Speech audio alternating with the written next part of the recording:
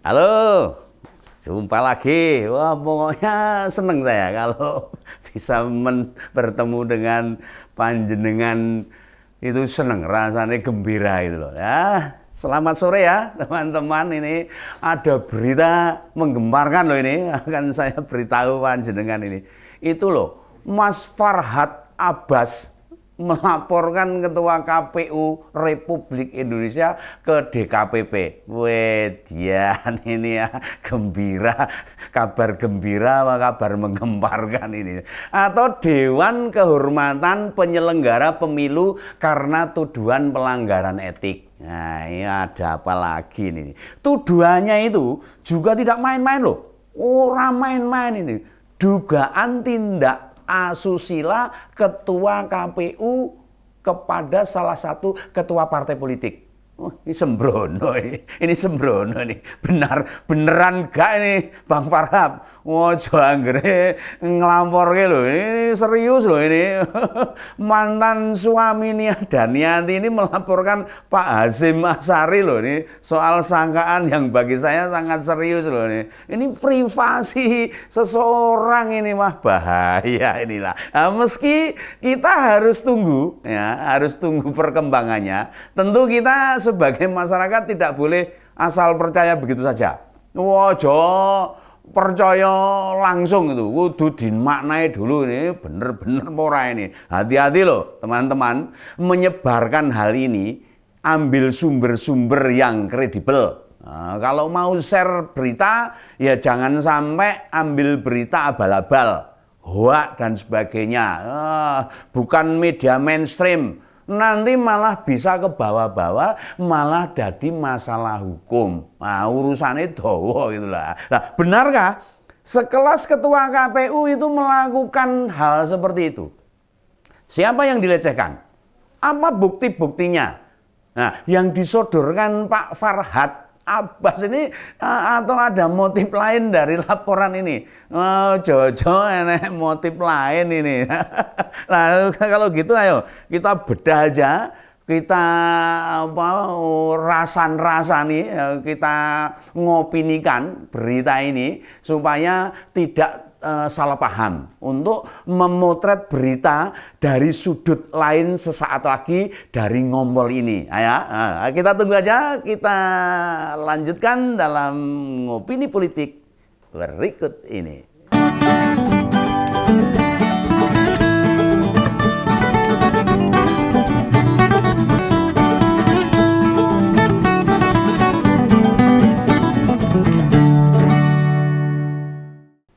Nah, kemarin kuasa hukum Gerakan Melawan Politikal Genosid atau GMPG, wah genosid ini, menyerahkan laporan dugaan pelanggaran etik yang dilakukan oleh Ketua Komisi Pemilihan Umum Republik Indonesia. Badalah ini. GMPG sendiri merupakan gabungan dari 9 partai politik yang tidak lolos mengikuti pemilu 2024. Wah, sing ra lolos itu gabung gitu. Nah, Bang Farhad menyerahkan bukti berupa pengakuan atau testimoni, rekaman video, komunikasi WhatsApp, serta foto-foto pembelian sebuah tiket ke Yogyakarta. Ada juga foto-foto kebersamaan dengan pelapor. Wah, ngono kuwi lah. Nah, Bang Farhad menjelaskan bukti pengakuan itu dari korban. Nah, dari korban itu loh. Bukan bukti video tindakan asusilanya itu. Nah, jangan salah tangkap loh. Jangan salah tangkap. Buktinya itu bukan bukti data, ning bukti pengakuan aja. Mau ngomong gitu loh. Nah, jangan berkesimpulan itu rekaman kejadian. Nah, saya agak ragu ini, Pak Ketua KPU melakukan hal itu ya aku ragu. Oh, beliau itu kan berlatar belakang akademisi. Oh, masa iya toh kilap kok sejauh itu loh melakukan sesuatu tindak asusila. Oh, ragu-ragu ini, begawan ya kok kurang percaya gitu loh. Nah, dan terduga korbannya yakni Ketua Umum Partai Republik 1. Itu Bu Hasnaini kalau tidak salah, ya Bu Hasnaini itu. Ya. Atau kita mengenalnya sebagai wanita emas. Badalah ini wanita emas ya. Usia Bu Hasnaini 46 tahun. Dan memang masih cantik, masih 46 tahun. Sedangkan Pak Hasim itu 51 tahun. Tapi yang namanya pelecehan memang bisa dilakukan siapa saja. Itu kalau memang akan dilakukan. Nah, kata Bang Farhad, Bu Hasnai ini mengaku mendatangi rumah dan kantor Partai Republik Satu. Nah, pengakuan ini bisa jadi benar. Nah, tapi kita harus berpikir, apakah benar Pak Hasim datang sendirian? Wah, datang sendirian itu namanya bukan urusan partai politik, urusan pribadi. Umpama datang sendirian, sementara rumah pribadi, apalagi sekretariat partai, suasananya sepi. Saya kok tidak yakin, kantor partai kok sepi, orang mungkin, mesti banyak orang. Banyak karyawan di situ, banyak kader di situ. Sebagai seorang pejabat lembaga negara, dalam menjalankan tugas selalu disertai oleh stafnya. Orang mungkin teko dhewe, aku dolan teko dhewe kuwi ya. Meski staf bisa disuruh menunggu di luar, tapi kan tetap bersama-sama.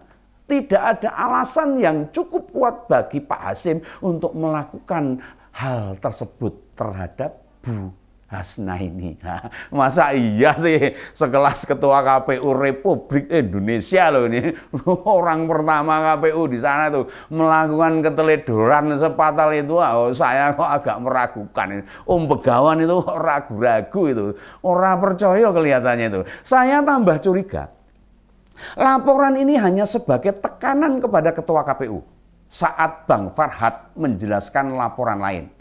GMPG ternyata juga melaporkan para anggota KPU RI lainnya yang tidak mengeluarkan berita acara yang menyatakan bahwa Partai Pandey tidak lolos verifikasi faktual.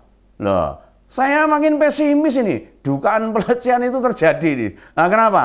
Nah, sekelas KPU Republik Indonesia dalam menetapkan kebijakan tidak disertai dokumen, ora percaya. Orang mungkin KPU itu kalau menjelaskan sesuatu mesti dokumennya lengkap, alasan-alasannya komplit gitu. Bukankah verifikasi faktual itu rangkaian atau tahapan pemilu?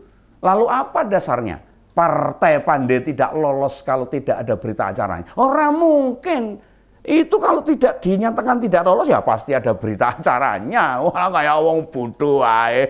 Oh iya, perlu teman-teman ketahui. Ketua Umum Partai Pandey itu, Partai Negeri Daulat Indonesia kepanjangannya itu.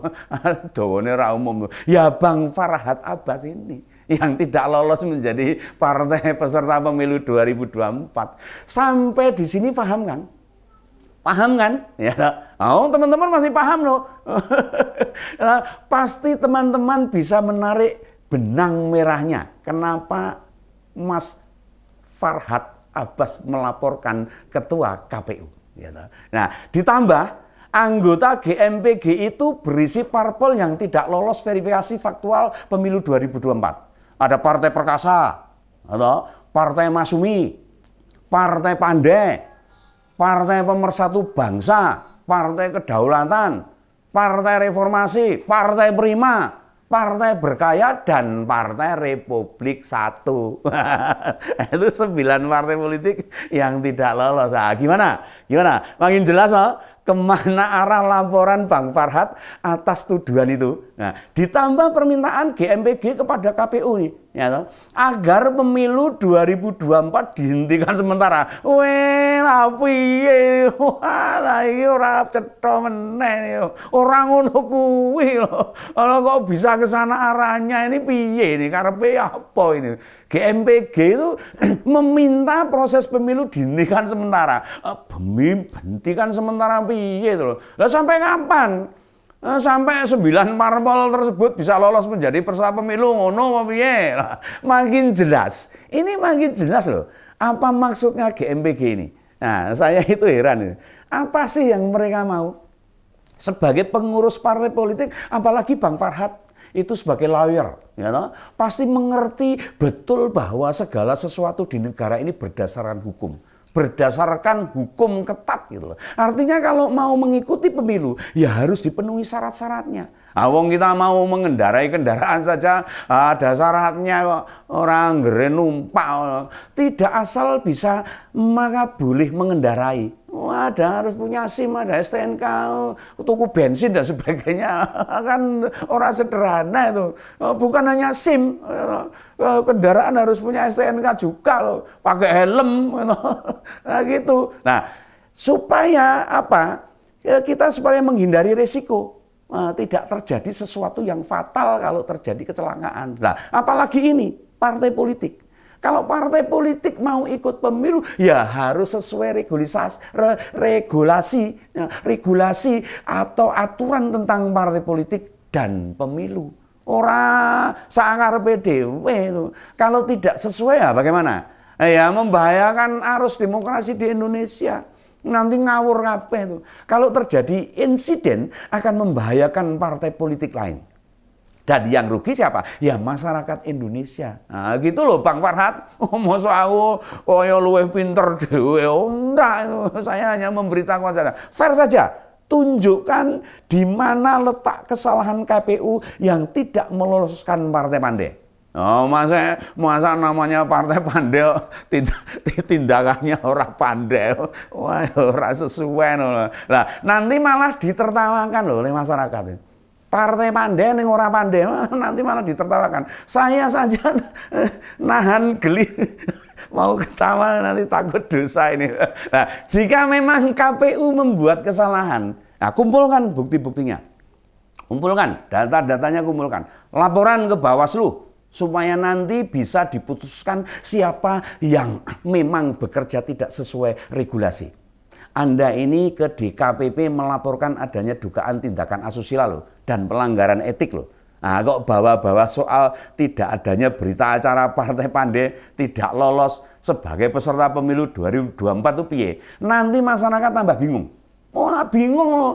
Laporannya bias seperti lah, bingung gitu loh. Namanya Partai Pandai, tapi pandainya itu di mana jenengan itu loh. Nah, soal seperti ini dicampur aduk begitu saja, masyarakat jadi bingung. Nah, apa Bang Farhad tidak pernah mengikuti pemberitaannya? Ya, Bu Hasna ini kan baru terseret juga kasus dugaan korupsi di PT Waskita Beton Prekos. Ya, Prikes, Prikes ya. Ya, jadi Waskita Beton Prikes. Nah, ya meskipun jika memang terjadi pelecehan, bukan berarti itu diabaikan. Oh tidak. Bukan saya mau membela Pak Hasim loh, oh tidak. Seandainya benar terjadi, saya akan bersuara kalau Pak Hasim harus diproses secara hukum. Kalau ini benar loh. Nah, sekali lagi, jika ini benar, tapi melihat dan menganalisa apa yang Anda sampaikan itu, saya sanksi, ragu untuk meyakini tuduhan itu terjadi benar. Nah, ditambah Anda memprotes beberapa partai umat di mediasi terkait perbedaan data yang menunjukkan di dua provinsi yaitu Sulut dan NTT partai umat tidak lolos. Wah, ini ditambah lagi nih. Kan Anda tinggal sebutkan saja kesalahan KPU di mana. Nah, selesai kan?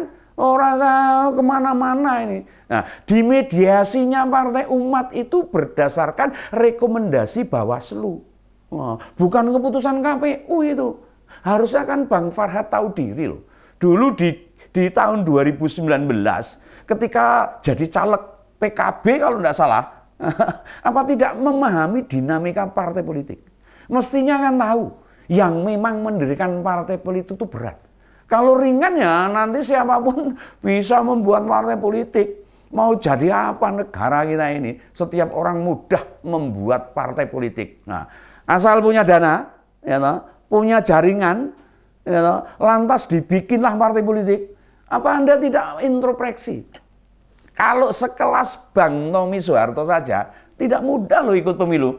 Dulu Partai Berkarya milik Bang Tommy itu, ikut pemilu. Atau lolos verifikasi. Nah, sekarang gagal loh.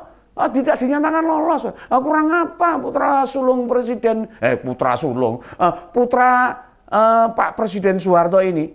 Jangan merasa kalau Anda sudah terkenal lalu bisa semaunya sendiri menerobos aturan. Oh, tidak bisa. Tidak bisa seperti itu. Lagian apa sih target Anda membuat partai politik?